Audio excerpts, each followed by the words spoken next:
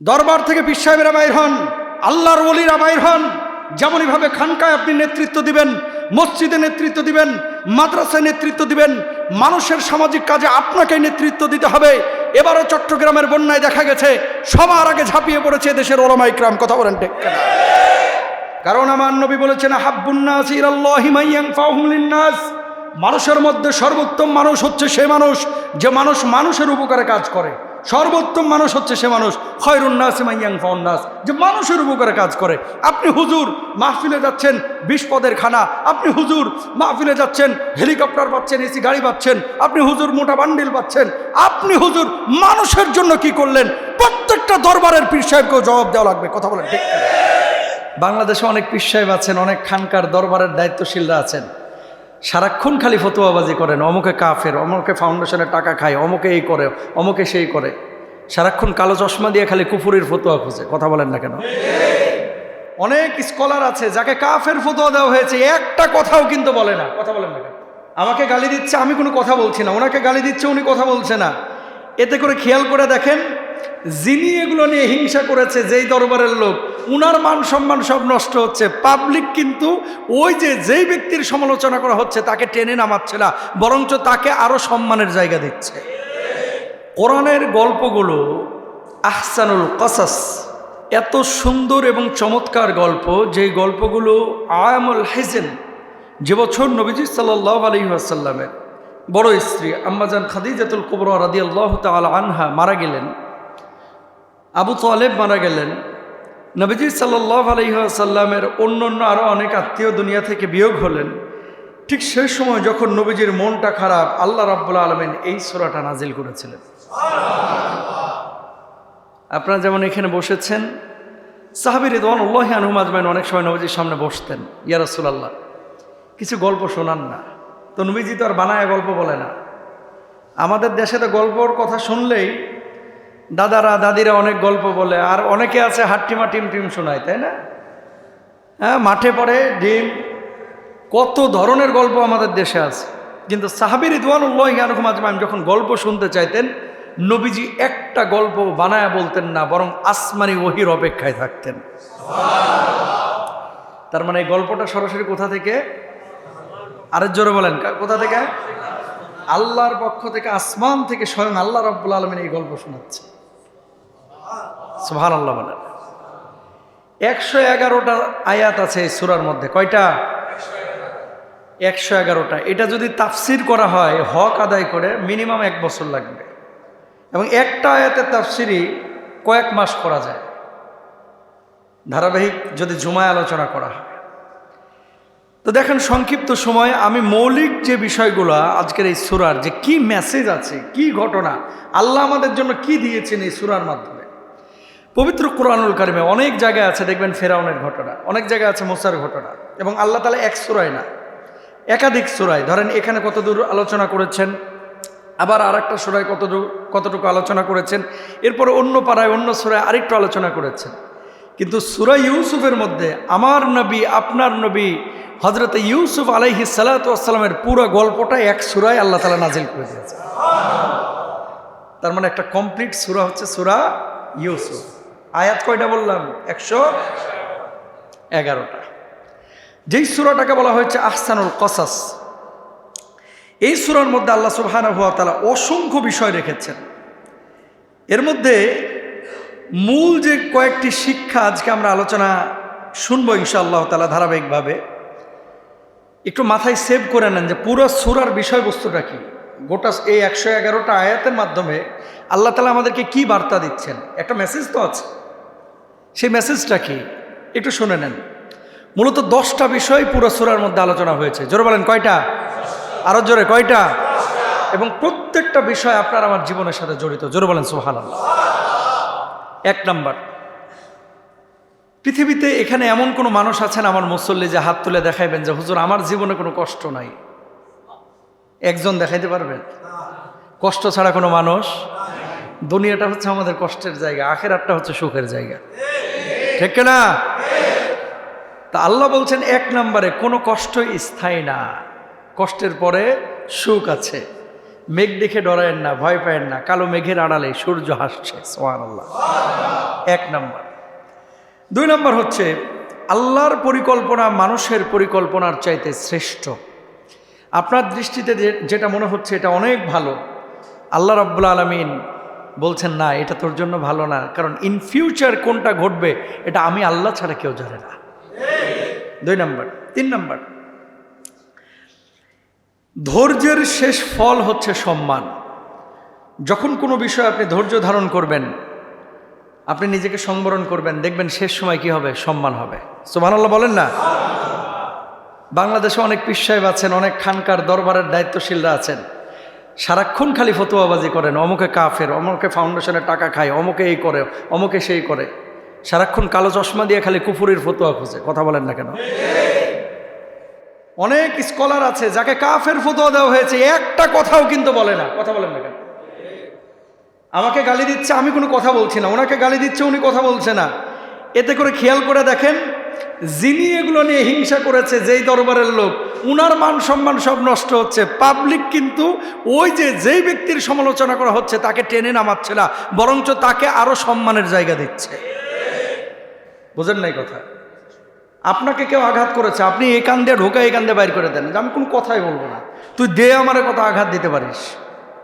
আপনাকে কেউ কষ্ট দিয়েছে, আমি কষ্ট মনে করলাম না, আল্লাহর জন্য আমি মেনে নিলাম, দেখবেন বিজয়টা আপনারই হবে। এই জন্য মান সাকাতা ফাকাদ নাজাতা, যে চুপ থাকে সে নিরাপদ থাকে, আল্লাহ তাআলা তাকে সফল কাম করে। সুবহানাল্লাহ বলেন না?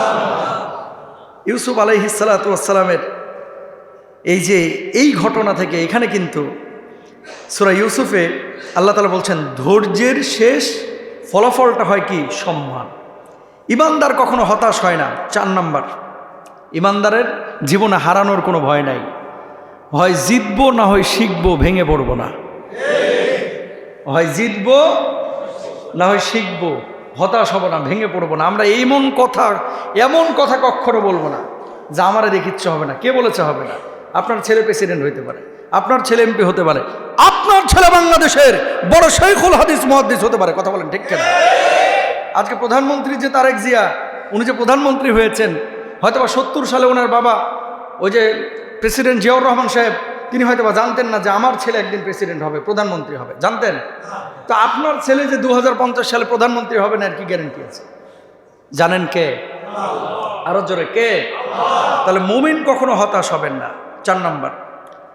5 নম্বর, পরিবার থেকেও পরীক্ষা আসতে পারে। 6 নম্বর, ক্ষমতা পেয়েও প্রতিশোধ না নেওয়া, এটা ইউসুফ আলাইহিস সালাতু ওয়াস সালামের থেকে শিক্ষা আছে। জোরে বলেন সুবহানাল্লাহ। 7 নম্বর, চরিত্র রক্ষা করলে আল্লাহ তাআলা মর্যাদা বাড়ায় দেন। সুবহানাল্লাহ। একটা গুনাহ আপনি ছেড়ে দিয়েছেন, কার জন্য? আল্লাহর জন্য। মনে হবে সাময়িক ক্ষতি হয়েছে, কিন্তু এর চাইতে 100 কোটি গুণ বেশি আল্লাহ রাব্বুল আলামিন আপনাকে উত্তম যাজা দেবেন। সুবহানাল্লাহ। 8 নম্বর, সত্য প্রকাশিত হবেই, যতই মানুষ আপনার বিরোধিতা করুক। কি হবে? সত্য প্রকাশিত হবে। আপনার ভাই আপনার ক্ষতি করেছে, আপনার ফ্রেন্ড সার্কেল আপনারে ক্ষতি করেছে, বারবার আপনি মানুষের সামনে চিৎকার করে বলেছেন আমি এই কাজটা করি না, আমাকে ভুল বুঝেন না, সমস্ত মানুষ আপনাকে ভুল বুঝেছে। ঠিকই 17 বছর পরে মানুষজন বলতেছে যে না, উনি চিল্লাইছিল, উনি সত্য বলেছিলেন, আসলে কি ওনাকে অন্যায়ভাবে মারা হয়েছে। কথা বলেন ঠিক কিনা? তো সত্য এটা প্রকাশিত হবেই। অসত্যের দাপট ক্ষণস্থায়ী, সত্যের দাপট চিরস্থায়ী। সুবহানাল্লাহ বলেন। সবশেষ যে বিষয়টি আছে এই সূরায়, সেটা হচ্ছে আল্লাহ যাকে সম্মান দিতে চান, পৃথিবীর সমস্ত মানুষ মিলে তাকে অপমানিত কেউ করতে পারে না। আর কাউকে যদি আল্লাহ রাব্বুল আলামিন অপমানিত করতে চান, সারা পৃথিবীর মানুষ মিলে কেউ তাকে সম্মানিত করতে পারেন না। এবার আসেন মূল বিষয়ে। তাহলে এই 10টা বিষয় পুরা কিসের মধ্যে? সূরার মধ্যে চলে এসেছে। কতটা আয়াত বলছিলাম? ভুলে গেছে। কতটা আয়াত? 111টা আয়াতে মূলত বেসিক্যালি এই 10টা শিক্ষা। তার মানে ঘরের মধ্যে কি কি খাজানা আছে, ভান্ডার আছে, এখন বুঝে গেছেন। মসজিদের ভিতরে কি কি আছে বুঝে গেছেন, সূরার মধ্যে কি কি আছে এখন বুঝে গিয়েছেন। এবার আসেন মূল আলোচনায়। মাত্র বয়স 7 বছর, কেউ বলছেন 9 বছর, ইউসুফ আলাইহিস সালাতু ওয়াস সালামের ছোট্ট মানুষ। ইয়াকুব আলাইহিস সালাতু ওয়াস সালামের স্ত্রী ছিলেন 2 জন। প্রথম স্ত্রী, কেউ কেউ বলছেন যে না আরও অধিক ছিল, ওই ঘরে সন্তান হয় নাই, কিন্তু প্রথম ঘরের যে স্ত্রী তার ঘরে মোট 11 জন সন্তান। কতজন? 11 জন। দ্বিতীয় ঘরে ইয়াকুব আলাইহিস সালাতু ওয়াস সালামের সন্তান হচ্ছে 2 জন। কয়জন? একজন হচ্ছে ইউসুফ আর একজন হচ্ছে বিনিয়ামিন। বিনিয়ামিন, আপনারা অনেকের নাম শোনেন বিনিয়ামিন, এটা হচ্ছে মূলত ইউসুফ আলাইহিস সালামের ছোট ভাই। তো ইউসুফ আলাইহিস সালাতু ওয়াস সালাম উনি হচ্ছেন তখন 7 বছর অথবা 9 বছর, মতবিরোধ আছে, ছোট্ট একটা বালক। সমস্ত বাবাদের কিন্তু ছোটগুলোর উপরে টান থাকে বেশি। তো নবী ইউসুফ আলাইহিস সালাতু ওয়াস সালাম এমনি তো দেখতে সুন্দর, আবার হচ্ছে সারাক্ষণ আব্বার কাছে এসে বসে থাকে, সালাম কালাম দেয়, মায়া করে, আব্বাও তারা মায়া করে হযরত ইয়াকুব। কিন্তু ওই ঘরের 11 জন ভাই আর সহ্য করতে পারলো না। নাউজুবিল্লাহ বলেন। হিংসা শুরু করলো, কিরে আব্বাই দেখি ঘুরে ফিরে ওর দিকে টান নাই, আমরা কি ভাইসে আইছি? মানে ব্যাপারটা এরকম যে আব্বা খালি হের কথা কয়, আমাদের দিকে দেখি নজর টজর দেয় না। এরা হিংসা করা শুরু করলো। এমন মুহূর্তে আল্লাহ রাব্বুল আলামিন কি বলছেন খেয়াল করেন। إذ قال يوسف لأبيه يا أبت إني رأيت 11 كوكبا والشمس والقمر رأيتهم لي ساجدين।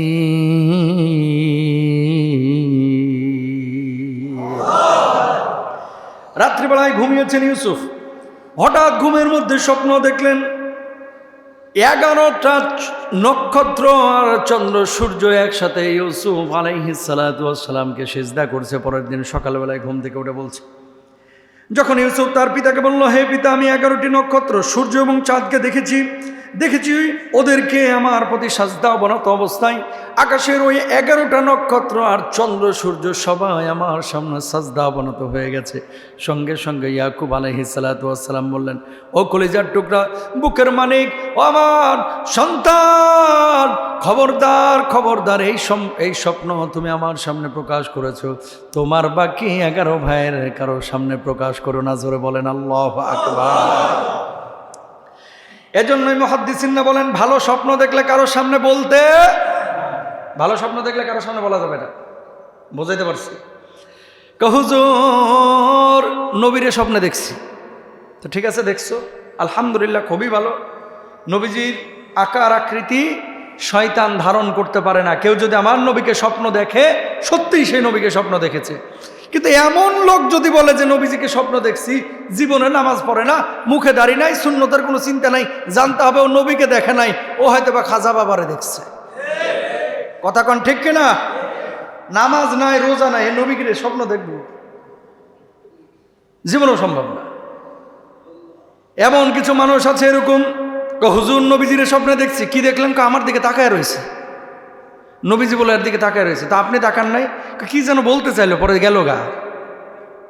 তো দেখলে চুপ করে থাকেন, আরেকজনের সামনে বলেন কেন? ও ভাবলেন যে আপনি দরবারের পীর, আপনারা চিনি কত বড় পীর, আপনি জুমার নামাজও আসেন না। বহুত লোক আছে না নাই? হ্যাঁ, আপনি যদি দেখেই থাকেন অবশ্যই এটা গোপন করেন, এটা বলার কিছু নাই, জাহের করার কিছু নাই। এই জন্য ভাইরা আমার, ভালো স্বপ্ন দেখলে কাউকে শেয়ার করবেন না। খারাপ স্বপ্ন যদি দেখেন, ইমাম সাহেবের কাছে আসবেন, খতিব সাহেবের কাছে আসবেন, পরামর্শ চাইবেন, হুজুর আমি এখন কি করব। খারাপ স্বপ্ন দেখেছেন, সাপ আপনার দিকে দৌড়াস, ছাদ থেকে আপনি পড়ে যাচ্ছেন, এমন স্বপ্ন দেখেছেন যেই স্বপ্নের মধ্যে মৃত্যুর বার্তা আছে, এই ধরনের কোনো স্বপ্ন যদি দেখেন, আপনি কিছু দান সাদাকা করেন, আল্লাহর কাছে পানা চান, আল্লাহর কাছে মাপ চান। আপনি যদি ডান কাত হয়ে শুয়ে থাকেন, বাম কাত হয়ে যান, ঘুম থেকে জাগ্রত হওয়ার পরে বাম দিকে 3 বার থুথুর মতো নিক্ষেপ করেন, আল্লাহর কাছে দোয়া করেন, আউযু বিল্লাহি মিনাশ শাইতানির রাজিম পড়েন, আল্লাহর কাছে বলেন লা হাওলা ওয়ালা কুওয়াতা ইল্লা বিল্লাহ। এটা হচ্ছে আপনার করণীয় আমল। কিন্তু ভালো স্বপ্ন কাউকে শেয়ার করা যাবে না। স্বপ্ন 2 ধরনের, একটা হচ্ছে আল্লাহর পক্ষ থেকে, একটা হচ্ছে শয়তানের পক্ষ থেকে। আল্লাহর পক্ষ থেকে যে স্বপ্ন হয় এগুলো হচ্ছে সত্য স্বপ্ন, শয়তানের পক্ষ থেকে ওয়াসওয়াসায় যে স্বপ্ন হয় এগুলো হচ্ছে খারাপ স্বপ্ন। এগুলো নিয়ে বেশি পেরেশান হওয়া যাবে না। ইউসুফ আলাইহিস সালাতু ওয়াস সালাম স্বপ্ন দেখলেন, অমনি বাবা বলতেছে, সন্তান এটা আর কাউরে বলিস না, তোর অন্য ভাইদেরকে, কারণ এরা এমনি তোরে সহ্য করতে পারে না, কারণ বেশি আদর করি আমি তোরে। বাস, কি হলো? এবার ভাইরা টার্গেট নিলেন। কি টার্গেট? দেখেন বাবা কি জবাব দিচ্ছেন। বাবা জবাব দিলেন, قال يا بني لا تقصص رؤياك على إخوتك فيكيدوا لك كيدا إن الشيطان للإنسان عدو مبين।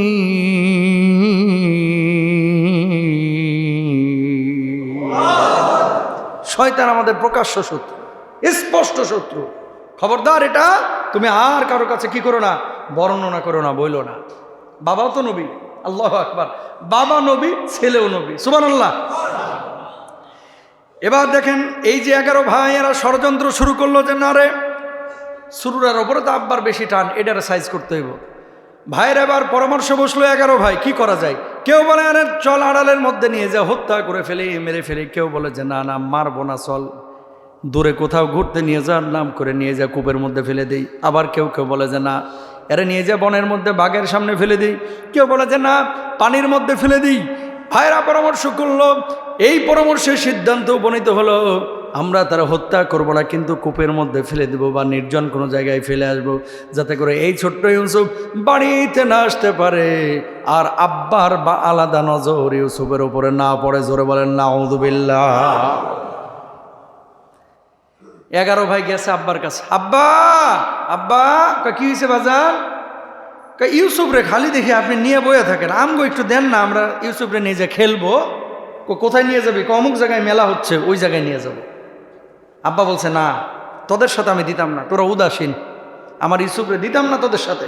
আব্বা একটু দেন না, কোনোদিন তো দেন না, আজকে দেন, আমরা দেখে রাখবো, ওরে খেলাইবো, ও খেলবে, ওরে কিছু কেনাকাটা করে দেবো বাজার থেকে, আমরা 11 ভাই থাকবো, আর কোনো ক্ষতি হবে না। একবার দুইবার তিনবার যখন বলছে, বাবা তো ভাইরা চাচ্ছে ছোট ভাইরে, মায়া করে দিয়ে দিচ্ছে। এই বদমাস ভাইরা তখন কি করলো, নবী ইউসুফ আলাইহিস সালাতু ওয়াস সালাম 7 বছর অথবা 9 বছরের ছোট্ট বাচ্চা, ভালো মন্দ কোনো কিছুই তারতম্য করতে পারে না। ইয়াকুব আলাইহিস সালাতু ওয়াস সালাম নতুন জামা কাপড় পরিয়ে দিয়েছেন পরিবারের পক্ষ থেকে। 11 জন ভাই কত দূর নিয়ে যাওয়ার পরে যখন মহল্লা থেকে অনেক দূরে চলে গেছে, কেউ ঘুষি মারা শুরু করেছে, কেউ জামা টানা শুরু করেছে, কেউ কান টানা শুরু করেছে। নবী ইউসুফ আলাইহিস সালাতু ওয়াস সালাম বললেন, ও কলিজার টুকরা ভাইরা, আপনারা না আমার মেলায় নিয়ে যাবেন, আপনারা না আমার ঘোরাফেরা করাবেন, বাজার থেকে নিত্য নতুন জিনিস কিনে দিবেন, আমার মারছেন কেন? আমার অপরাধটা কি? আব্বাই তোরে ভালোবাসে কেন, এজন্যই তোরে মারতেছে। আল্লাহু আকবার বলেন। আব্বা তোরে ভালোবাসে কেন? ও ভাই আমার মাফ করে দেন, আমার ছেড়ে দেন, আমি আমার আব্বার কাছে চলে যাব, কোনোদিন আপনাদের সামনে আসবো না, কোনোদিন দাঁড়াবো না। কিন্তু ভাইদের কলিজার মধ্যে বিন্দু মাত্র মায়া জন্মাইল না। নবী ইউসুফ আলাইহিস সালাতু ওয়াস সালামের 7 বছরের ছোট্ট বালককে ওই মিশরের পাশে এমন একটা বাজারের কিনারায় দেখলো গভীর নলকূপ, যেখান থেকে মানুষ পানি পান করে, যেখান থেকে পানি উঠায়। ওই ছোট্ট বালককে ধরে একসাথে যখন কূপের মধ্যে নিক্ষেপ করছিল, ইউসুফ চিৎকার করছিল, আমারে ফেলায় না, আমারে ফেলায়ও না, আমারে ফেলায়ও না, আমারে বাবার কাছে নিয়ে যাও। কিন্তু ওই 11 ভাইয়ের কলিজার মধ্যে বিন্দু মাত্র ভালোবাসা জন্মায়নি। জোরে বলেন নাউযুবিল্লাহ। জালেম কিন্তু ওই সময় ছিল, এখনকার মতো না, আগেও ছিল, এখনো আছে। কথা বলেন না কেন? আগেও যেমন ছিল এখনো আছে। এখনো দেখবেন বাপ কিছু একজন ভাইকে যেটা বেশি খেদমত করতেছে একটু ভালো করে দেখলেই অন্য ভাইরা কিন্তু সহ্য করতে পারে না, খালি ক্ষতি করতে চায়, তখন ভাই ভাইকে চিনে না, ঠিক কিনা? এই যে ইউসুফ আলাইহিস সালাতু ওয়াস সালামকে ফেলে দিলেন, আল্লাহ তাআলা আসমান থেকে দেখছে, কূপের মধ্যে নিক্ষেপ করছে। আচ্ছা কূপের মুখ থেকে নিচ পর্যন্ত পড়তে মনে হয় 10 মিনিট সময় লাগে। কয় মিনিট লাগে? 1 সেকেন্ড, এই তো 10 সেকেন্ড 5 সেকেন্ড, এর বেশি তো লাগে না। জিবরিল আমিনকে আল্লাহ রাব্বুল আলামিন ইশারা করলেন, ও জিবরিল আমিন, আমার ইউসুফকে যে ভাইরা কূপের মধ্যে ফেলে দিল, মুহূর্তের মধ্যে তুমি গিয়ে হাতটাকে পেতে দাও, একটা পাত্র বিছিয়ে দাও, আমার ইউসুফের যেন কোনো ব্যথা না লাগে, আমার ইউসুফের যেন কোনো আঘাত না লাগে। পড়তে 5 সেকেন্ড 10 সেকেন্ডের প্রয়োজন হয়েছে। জিবরিল আমিন পাখা দিয়ে ইউসুফ আলাইহিস সালাতু ওয়াস সালামকে ধরে ফেলেছেন। মুহূর্তের মধ্যে জিবরিল আমিন এসে হাজির। জিবরিল আমিন তাকে ধরে ফেললেন। এবার ধরে ফেলার পরে ওই ভাইরা নিশ্চিন্ত হয়ে গেল, ইউসুফকে আমরা কূপের মধ্যে নিক্ষেপ করেছি, আর বেঁচে ফিরতে পারবে না, থাকুক ইউসুফ কূপের মধ্যে। এবার ভাইরা চিন্তা করছে আব্বার কাছে গিয়ে কী বলবো, আব্বা তো আমাদেরকে ইউসুফকে দিতে যাচ্ছিল না। একজন পরামর্শ দিল, ভাই বাবার কাছে যাওয়ার পরে বলবো আমরা ইউসুফকে খেলাইতেছিলাম, এমন মুহূর্তে পেছন থেকে একটা বাঘ এসে থাবা মেরে নিয়ে চলে গিয়েছে, আব্বাকে আমরা বুঝ দিয়ে দেবো, চিন্তা করো না। ওইদিকে জিবরিল আমিন এমন একটা পাত্র, এমন একটা আসবাব, এমন একটা জায়নামাজ অথবা এমন একটা বিছানা ওখানে বিছিয়ে দিয়েছে। ইউসুফ আলাইহিস সালাতু ওয়াস সালাম ওই কূপের মধ্যে বসে বসে আকাশের দিকে তাকিয়ে আছে। জোরে বলেন সুবহানাল্লাহ। আল্লাহু আকবার, আল্লাহু আকবার। কূপের মধ্যে যখন নিক্ষেপ করা হলো, লা তাকতুলু ইউসুফা ওয়া আলকুহু ফি গয়াবাতিল জুব, তোমরা ইউসুফকে হত্যা করো না, বরং তাকে গভীর কূপে ফেলে দাও। ভাইয়েরা পরামর্শ দিল, ইন্নী লা ইয়াহজুনুনি আন তাযহাবুহু ওয়া আখাফু আন ইয়াকুলাহু যিব, তোমরা তাকে নিয়ে গেলে আমি কষ্ট পাবো, আর আমি আশঙ্কা করি তোমরা সতর্ক থাকলে নেকড়ে খেয়ে ফেলবে। এটা আগেই বলেছিল বাবা। সুবহানাল্লাহ বলেন। যেমনি ইউসুফ আলাইহিস সালাতু ওয়াস সালামকে ফেলে দিল, ফেলে দেওয়ার পর আল্লাহ রাব্বুল আলামিন ইউসুফের কানে কানে ওহী করতেছেন, ছোট ইউসুফ জিবরিল আমিনের মাধ্যমে। কি ওহী? ওয়া আওহাইনা ইলাইহি লাতুনাব্বিআন্নাহুম বিআমরিহিম হাদা ওয়া হুম লা ইয়াশউরুন।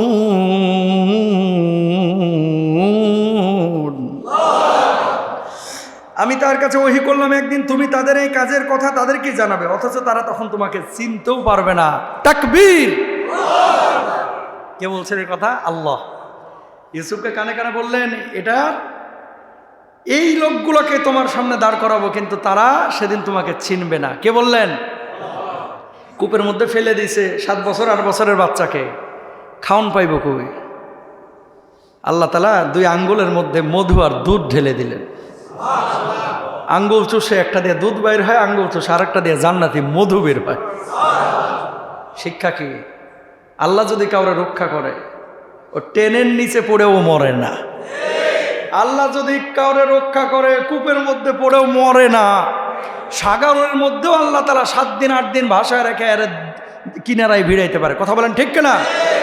তাহলে তাওয়াক্কুলটা ইউসুফ কার উপরে করলো? জিবরিল আমিন দিয়ে আল্লাহ তাআলা ইউসুফকে রক্ষা করলো। এবার ভাইয়েরা আহা বাজার থেকে খাইতে খাইতে যাইতেছে আর বলতেছে, বাপেরে কুমু ডাকি। একজনে কইল যে যদি বাঘে খাইয়া ফেলছি কই, তাহলে তো আব্বাই কইব খাওয়ার পরে যে জামা কাপড় পরেছিল এডি কু। তো বলছে চল এক কাজ করি, জামা তো আগে খুলে ফেলাইছি, কূপে ফেলার আগে আবার জামা খুলছে, কূপে ফেলার আগে জামা খুলে এটার ভিতরে কিছু আলগা রক্তের মতো লাগাইছে রং, যাতে করে আব্বারা যে বুঝাইতে পারে যে আপনার ইউসুফ রে খাইয়া ফেলাইছে।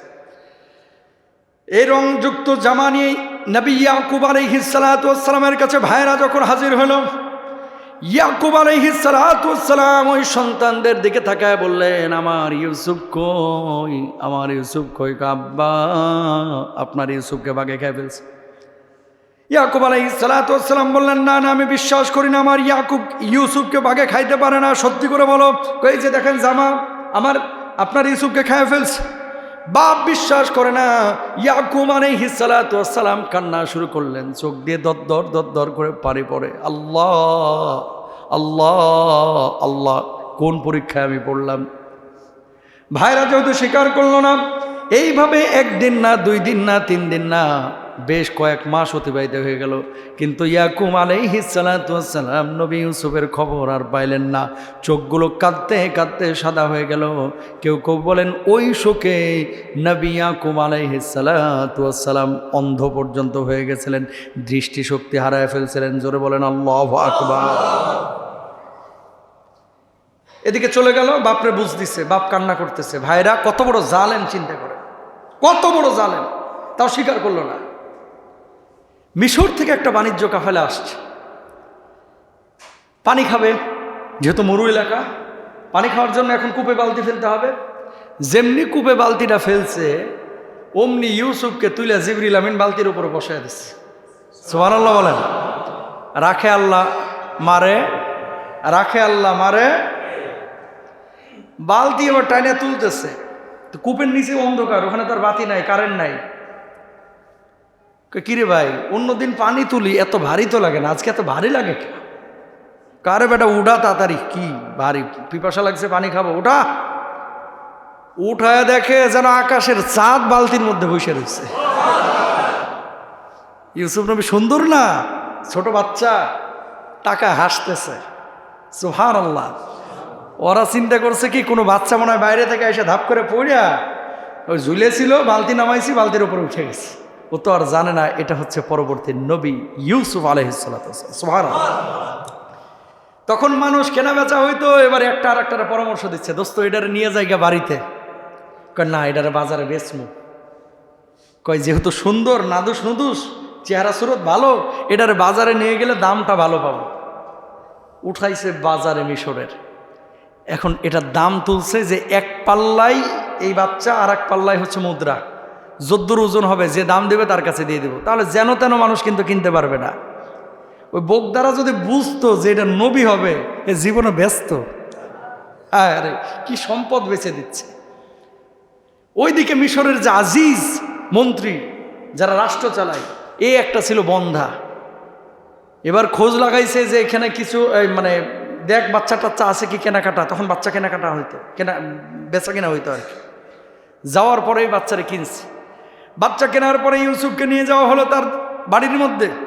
নেওয়ার পরে ওই আজিজ মিশরের স্ত্রী ইউসুফ আলাইহিস সালাতু ওয়াস সালামকে দেখার পরে, ছোট্ট বাচ্চাকে দেখার পরে বললেন, না না না, এই বাচ্চাকে আর হাতছাড়া করব না। যেহেতু আমাদের রব আমাদেরকে সন্তান দেয় নাই, এই বাচ্চাকে আজকে থেকে আমরা সন্তানের মতো লালন পালন করব। আর আল্লাহ রাব্বুল আলামিনের পরিকল্পনা দেখেন, একটা দরিদ্র ফ্যামিলি থেকে, গরিব ফ্যামিলি থেকে আল্লাহ রাব্বুল আলামিন ইউসুফকে আজিজে মিশরের বাড়িতে থাকার ব্যবস্থা করে দিলেন। জোরে বলেন সুবহানাল্লাহ। বেচে দিল কার কাছে? আজিজে মিশরের কাছে। ছোট বাচ্চা খেলে হাসে, এই সেই হচ্ছে, চলছে, ভালোই চলছিল।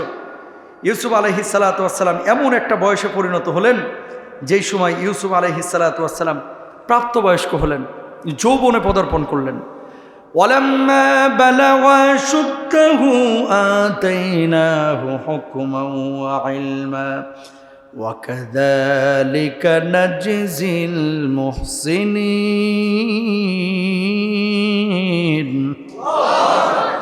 যখন পূর্ণ যৌবনে উপনীত হলেন, তখন আমি তাকে প্রজ্ঞা এবং জ্ঞান দান করলাম।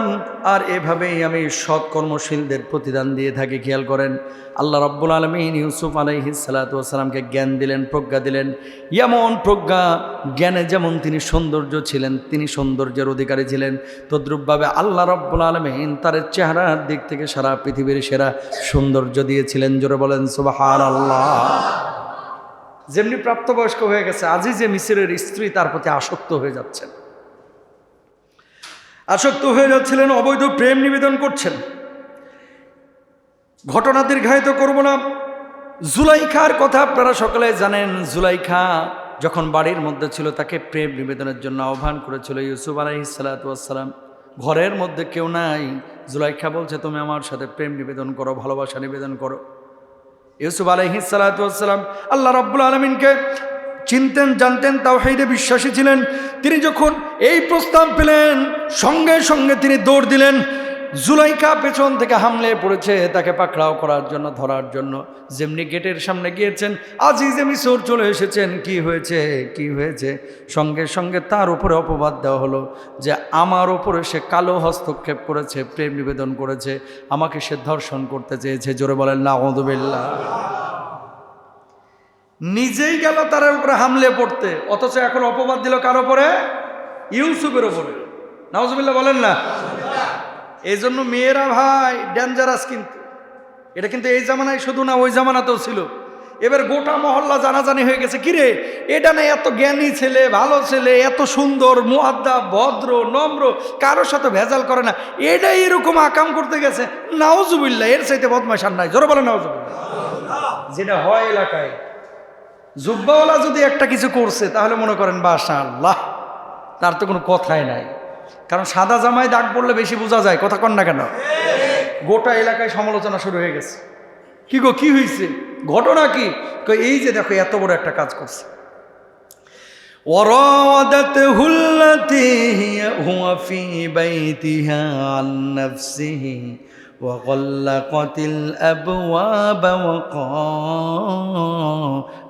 هيت لك। জোরে বলেন আল্লাহু আকবার। যে নারীর ঘরে তিনি ছিলেন সে তাকে নিজের প্রতি আকৃষ্ট করতে চাইল, সে সব দরজা শক্ত করে বন্ধ করে দিল, বন্ধ করে বলল এসো। কে বলছেন? আমার আল্লাহ নিজে বলছেন। ইউসুফ সঙ্গে সঙ্গে জবাব দিলেন মাআদাল্লাহ, আল্লাহ আপনি আমাকে সাহায্য করেন। ইন্নাহু রব্বি আহসানা মাথওয়াই ইন্নাহু লা ইউফলিহুয যালিমুন।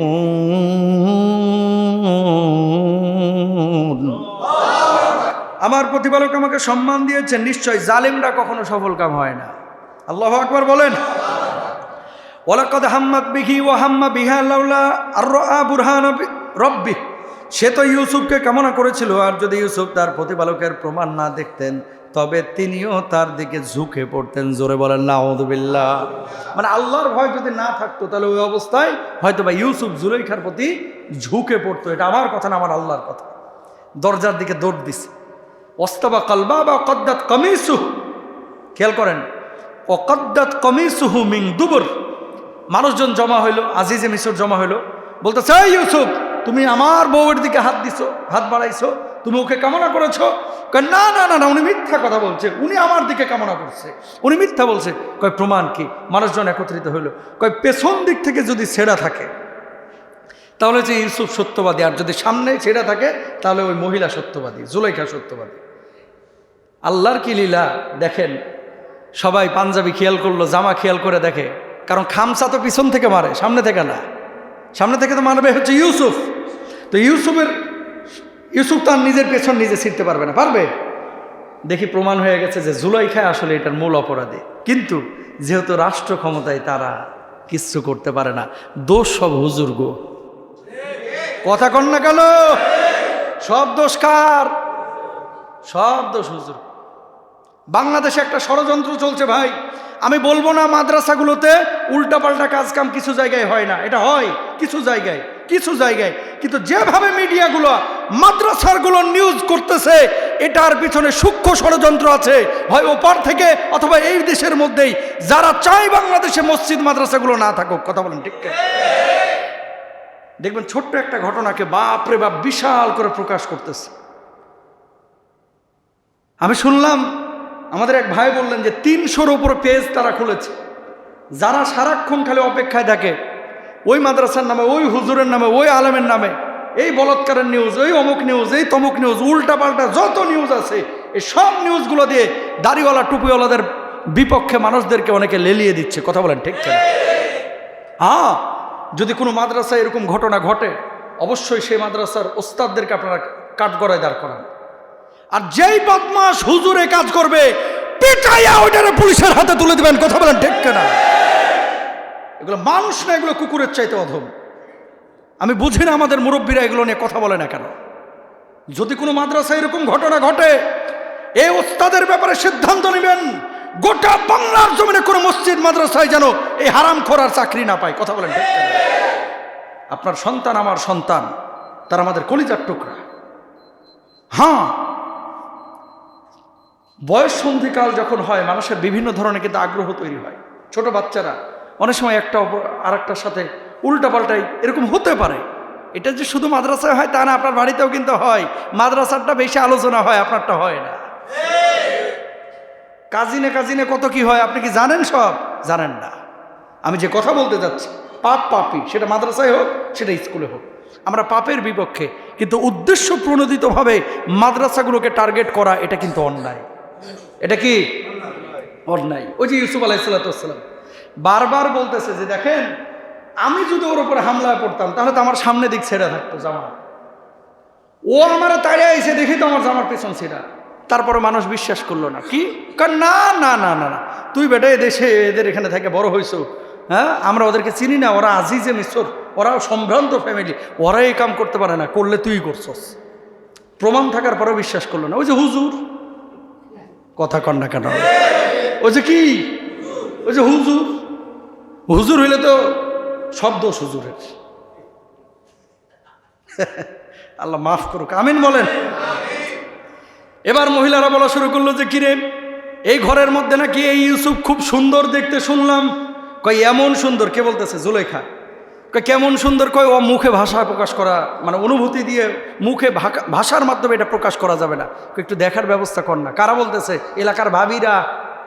এলাকার কারা? বুঝেন নাই? এলাকার অন্যান্য যে মহিলারা আছে না, কয় এই ঘরে নাকি ইউসুফ আছে, এটা নাকি দেখতে খুব সুন্দর। কয় কেমন সুন্দর? কয় দেখলে পাগল হয়ে যাবি, একটু দেখানোর ব্যবস্থা কর না। তো বলতেছে কেমন সুন্দর, দেখানোর ব্যবস্থা করব। ঠিক আছে আসিস। যেহেতু আজিজে মিশরের প্রেসিডেন্টের স্ত্রী, ইউসুফ এদিকে আয়, ঘরের মধ্যে বসবি।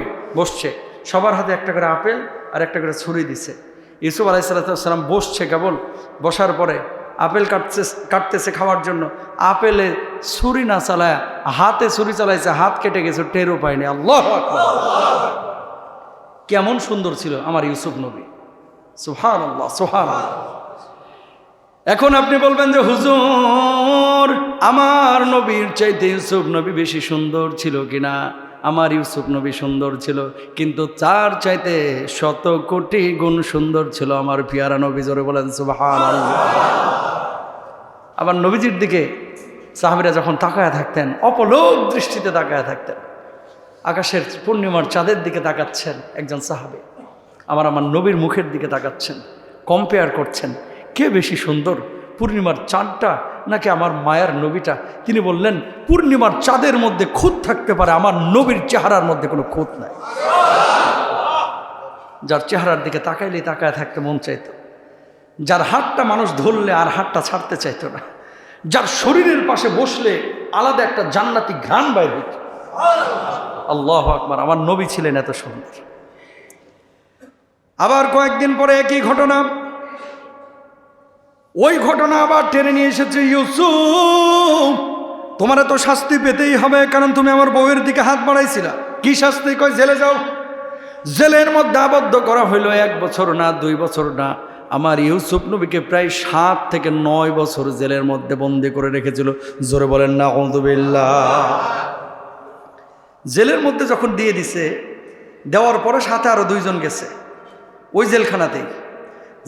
2 জন যখন গেছে, যাওয়ার পরে দেখলো যে ইউসুফ এই জেলের মধ্যে। 2 জন যাওয়ার পরে 2 জনই স্বপ্ন দেখছে।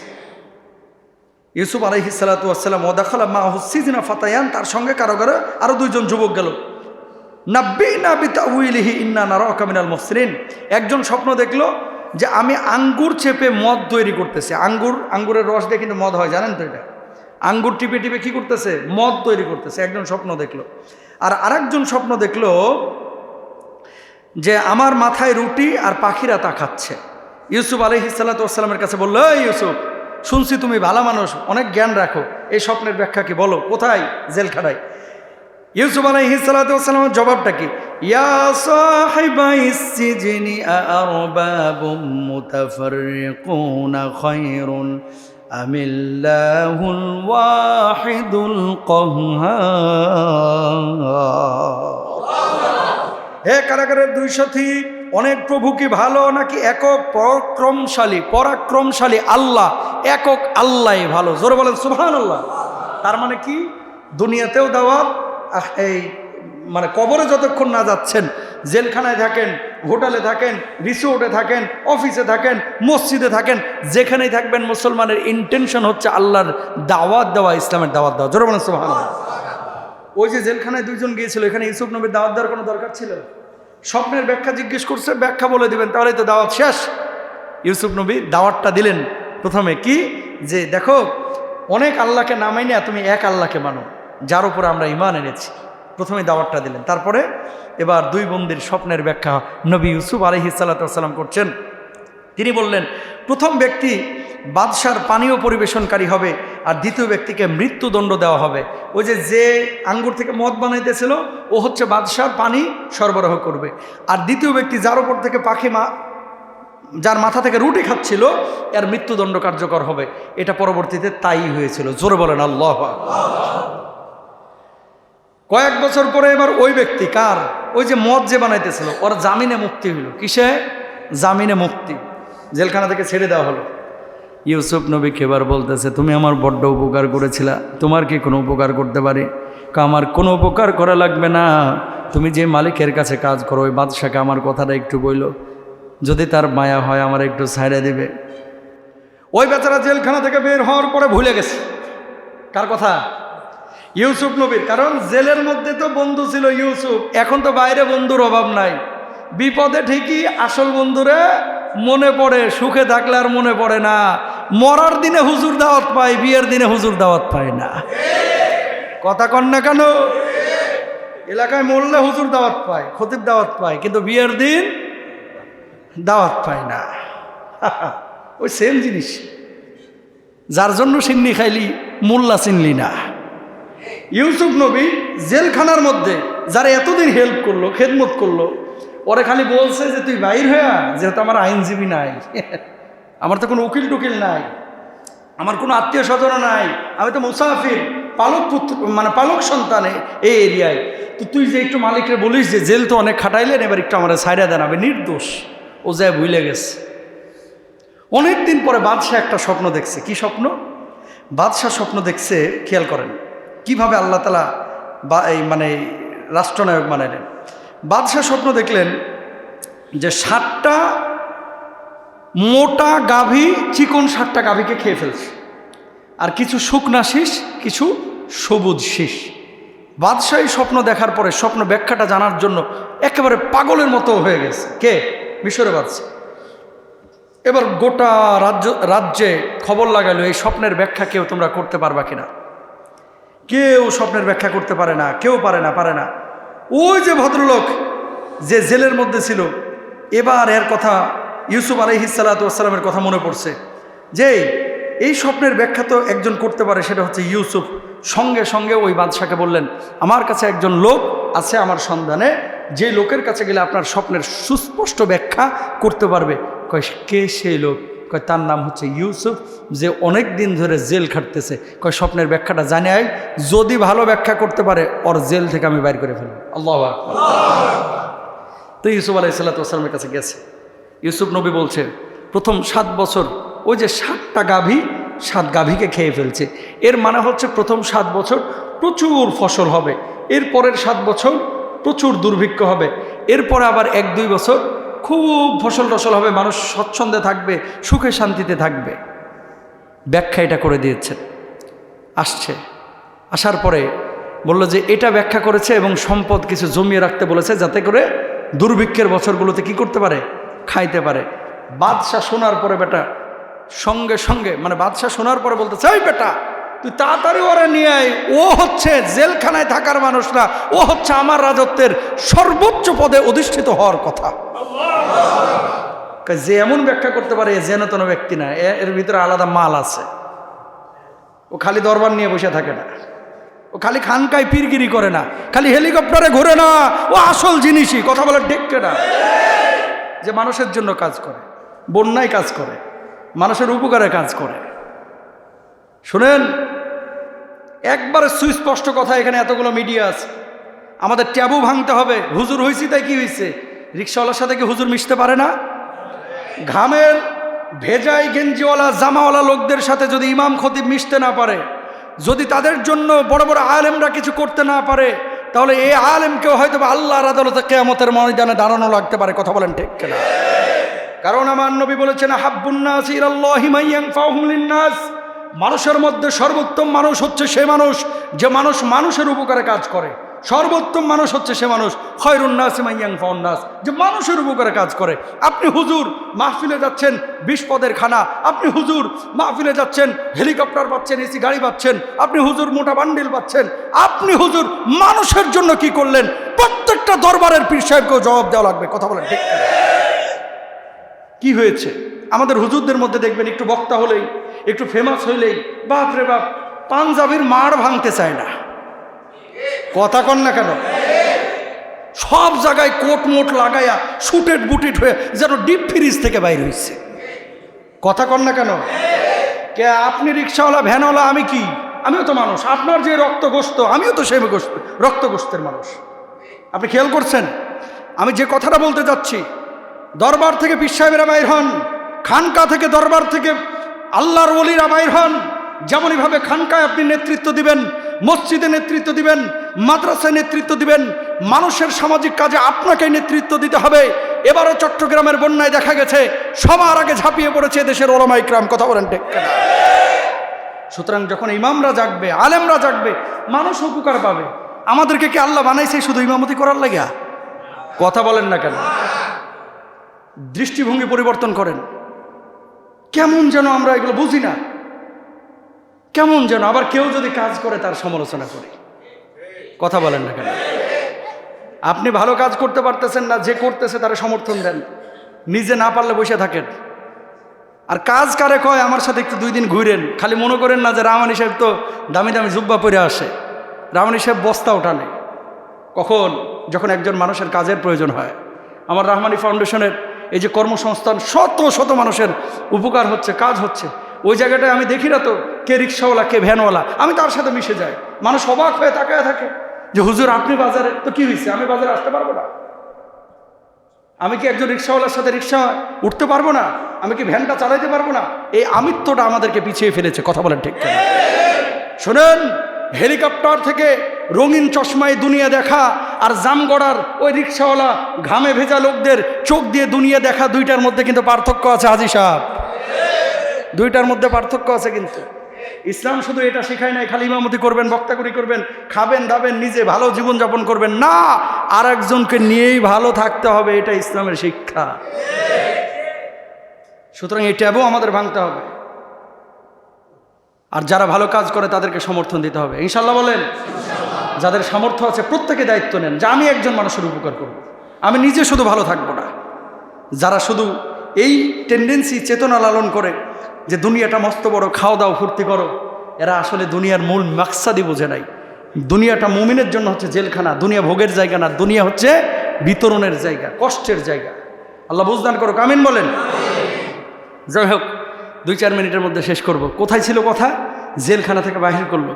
বাহির করার পরে বলতেছে, এই তোমার আমি একটা মন্ত্রণালয় দিতে চাই, তুমি কোনটা নিবা? তুমি আমার জান্ডারে ঠান্ডা করে ফেলাইছো। কয় দিবেনি যেহেতু ভালো মন্ত্রণালয়টা দেন। কয় কোনটা নিবা? কয় অর্থ আর খাদ্য মন্ত্রণালয়টা আমরা দিয়ে দেন। জ্ঞানী মানুষ তো, ওই শিক্ষামন্ত্রী হইতে চায় নাই, আবার কি কয়ে হেলাইব, বিপদে পড়ে যাইব। ঠিক কিনা? তো বলছে আমার অর্থ আর খাদ্য মন্ত্রণালয়টা আমার দিয়ে দেন। তো দিয়ে দিছে। দেওয়ার পরে ওই যে দুর্ভিক্ষ শুরু হলো।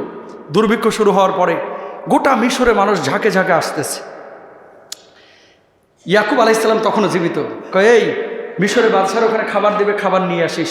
তারা থাকে মিশর থেকে অনেক বাইরে। 11 ভাই মিলে খাবার নিতে আসছে। দেখেন আল্লাহর কি খেলা, সুবহানাল্লাহ। যখন খাদ্য মন্ত্রণালয়ের দায়িত্ব নবী ইউসুফ, তখন 11 ভাই আইছে ইউসুফ আলাইহিসসালামের এখানে ত্রাণ নিতে, খাদ্য নিতে। ইউসুফ নবী দূর থেকে দেখে বলছে, কিরে চিনে ফেলাইছে। সুবহানাল্লাহ কোন না? ওরা আর ইউসুফকে চিনে নাই, ইউসুফ আলাইহিসসালাম ঠিকই চিনে ফেলছে।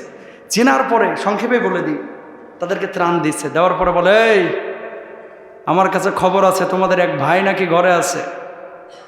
আর নাম কি? কয় বিনিয়ামিন। কয়টার আনো না কে? কয়টা ছুটু তো এর লাগে হাঁটতে পারে না, নিয়ে আসি নাকি কিছু একটা বলছে আর কি। কয় সামনে দিন যদি ওরে না নিয়ে আসো ত্রাণ পাবা না, ওরেও লাগবে। নবী ইউসুফের টার্গেট হচ্ছে নিজের মায়ের ভাইটারে একটু দেখা। সুবহানাল্লাহ। পরে 11 ভাই গিয়েছে। যাওয়ার পরে বলে, আব্বা এটা কেমন মন্ত্রী পাইছি। কয় কি হয়েছে? কয় বিনিয়ামিন রে ছাড়া নাকি ত্রাণ দিবে না, এটা কেমন মন্ত্রী? কয় নিয়ে যাস বিনিয়ামিন রে। নিয়ে গেছে। ইউসুফ নবী দেখার পরেই চিনে ফেলেছে। চিনে ফেলার পরে এমনি তো রাখবেন, একটা ওসিলা লাগে।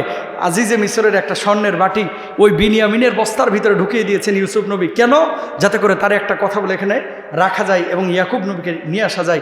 ব্যাস, যখন বস্তার ভিতরে একটা স্বর্ণের পাত্র দিয়ে দেওয়া হয়েছে, দেওয়ার পরে বলছে, এই আজিজে মিশরের বাটি হারিয়ে গেছে, তোমাদের মধ্যে কেউ মনে হয় নিয়েছে এটা। কয় না আমরা কেউ নিই নাই। কয় বিনিয়ামিনের এটা চেক করো। বস্তা চেক করে দেখে বাটি ওর ভিতরে। ইউসুফ নবী বললেন, বিনিয়ামিনকে নিতে পারবা না, তোমরা চলে যাও। আর এইদিকে কানে কানে বিনিয়ামিনকে বলছে, বিনিয়ামিন রে আমি তোর সেই ছোটবেলার ভাই ইউসুফ, খবরদার মন খারাপ করিস না। জোরে বলেন আল্লাহ। কূপ থেকে কোথায় নিয়ে গেল? রাষ্ট্রনায়ক। কূপ থেকে মন্ত্রণালয়ের মন্ত্রী। একবার জোরে সরে বলেন আল্লাহ। শিক্ষা কি? আল্লাহ রাব্বুল আলামিন একেবারে মাটি থেকে আসমানে তুলে দিতে পারেন যদি আল্লাহ চান কোনো মানুষকে, ঠিক না? তারা চাইলে হত্যা করতে, আল্লাহ বানিয়ে দিলেন কি? মন্ত্রী। সুবহানাল্লাহ। মন্ত্রী হয়ে গেলেন হজরত ইউসুফ আলাইহিসসালাম। এরপরে এই 11 ভাই ইয়াকুব নবীকে নিয়ে আবার এসেছেন। ইউসুফ আলাইহিসসালাম একটা জামা দিয়ে পাঠিয়েছিলেন কারে? ওই ভাইগুলোর 11 জনরে, যে তোমরা যে আচরণটা আমার সাথে করেছিলে আমি ইউসুফ তোমাদেরকে মাফ করে দিয়েছি। আমরা পারবো এরকম ভাইকে মাফ করতে? আমরা তো বোন ভাইকে মাফ করতে চাই না, ভাই ভাইকে মাফ করতে চায় না, খালি আক্ষেপ, আল্লাহ যেন তোর বিচার করে। না, আপনারা ঠগাইছে তো আল্লাহ আপনারা ঠকাবে না, ওরা মাফ করে দেন। যে না, কয়দিনের জিন্দেগি, তুই খায়া খয়ে ভালো থাক, আমি একটু কষ্ট করলামই। যে যত মাফ করতে পারে এই পৃথিবীতে সে তত সুখী। সুবহানাল্লাহ বলেন। একটা জামা দিছে, জামা দেওয়ার পরে ইয়াকুব আলাইহিসসালামের এই সন্তানদেরকে ইউসুফ নবী বলে দিছে, এই জামাটা নিয়ে যে খালি ইয়াকুবের চোখে লাগাইবা, সাথে সাথে কিছু একটা হবে। চোখে লাগাইছে আর অমনি দৃষ্টিশক্তি ফিরে আসছে। সুবহানাল্লাহ। তখন ইয়াকুব নবী বুঝে গেছে যে এটা সাধারণ কোনো মানুষের জামা না, হয়তো আমার ইউসুফের জামা। আব্বা ঠিকই ধরছেন, আপনার ইউসুফ আজকে কূপে নাই, আপনার ইউসুফের ব্যাপারে আমরা মিথ্যা কথা বলেছিলাম, আব্বা আমাদেরকে মাফ করে দেন। আপনার ইউসুফ জীবিত, এখন মিশরের অর্থমন্ত্রী, খাদ্যমন্ত্রী। জোরে বলেন সুবহানাল্লাহ। এখান থেকে শিক্ষাটা কি? শিক্ষা হচ্ছে মানুষকে ক্ষমা করে দেওয়া, শিক্ষা হচ্ছে মানুষকে ভালোবাসা, শিক্ষা হচ্ছে ধৈর্য ধারণ করা, যেগুলো আগেই বলে দিয়েছি। ওই যে 10টা শিক্ষা, যে পুরো এই 111টা আয়াতের মধ্যে 10টা শিক্ষা ছিল। কলিজার টুকরা ভাইয়েরা, এখান থেকে শিক্ষা নেন, জীবনটাকে সাজান। সবশেষ যে দোয়াটা করেছিলেন ইউসুফ আলাইহিসসালাম, তিনি দুনিয়ার ক্ষমতা পেয়েও আখিরাতকে ভুলে যান নাই, দুনিয়ার ক্ষমতা পেয়ে ভাইগুলোকে ভুলে যান নাই, আত্মীয় স্বজনকে ভুলে যান নাই। তিনি হক আদায় করেছেন, সব সময় দোয়া করতেন, রব্বি কদ আতাইতানি মিনাল মুলকি ওয়া আল্লামতানি মিন তাউযিলিল আহাদিস তাওফানি মুসলিমান ওয়া আলহিকনি বিসসালিহিন। আল্লাহু আকবার। এই দোয়াটা আপনারাও বেশি বেশি করবেন ইনশাআল্লাহ। আল্লাহ তাআলা তৌফিক দান করুন। জোরে বলেন আমিন। হাযা মা ইনদি ওয়াল ইলমু ইনদাল্লাহ আলাইহি তাওয়াক্কালতু ওয়া ইলাইহি উনীব ওয়া আখির দাওয়ানা আলহামদুলিল্লাহি রাব্বিল আলামিন। আসসালামু আলাইকুম ওয়া রাহমাতুল্লাহি ওয়া বারাকাতুহু। ইসলামিক লাইফ, জীবন গড়ুন কোরআন সুন্নাহর আলোকে।